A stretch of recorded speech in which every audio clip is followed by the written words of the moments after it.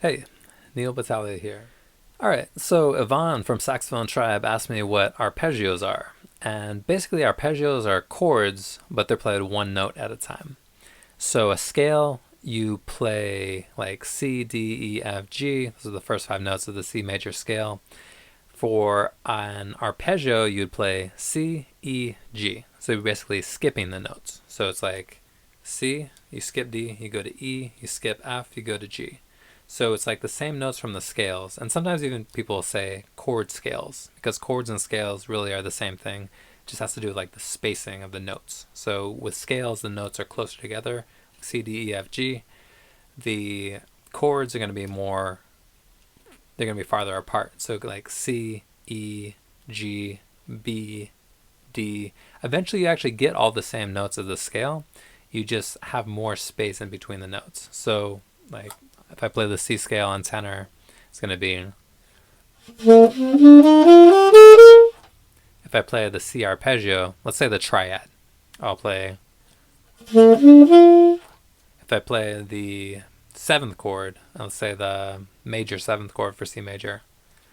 And you can go up and down the arpeggios.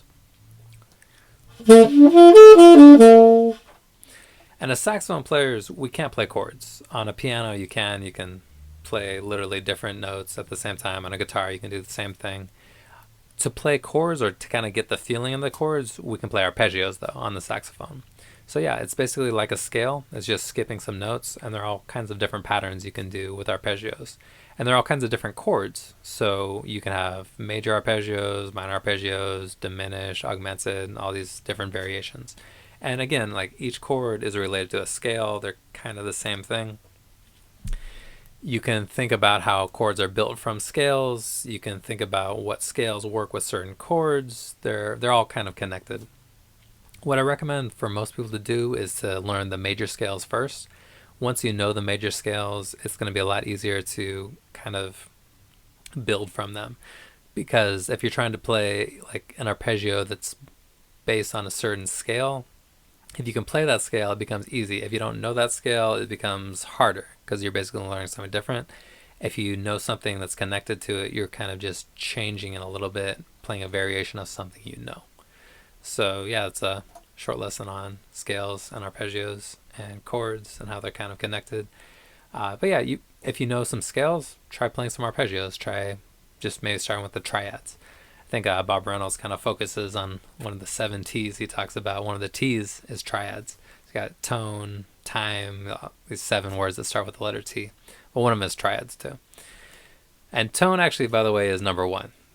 If you don't sound good, it's kind of like having a voice that people don't want to listen to. They tend not to listen to you. They might if you're playing really cool things, if you have great time, great feel.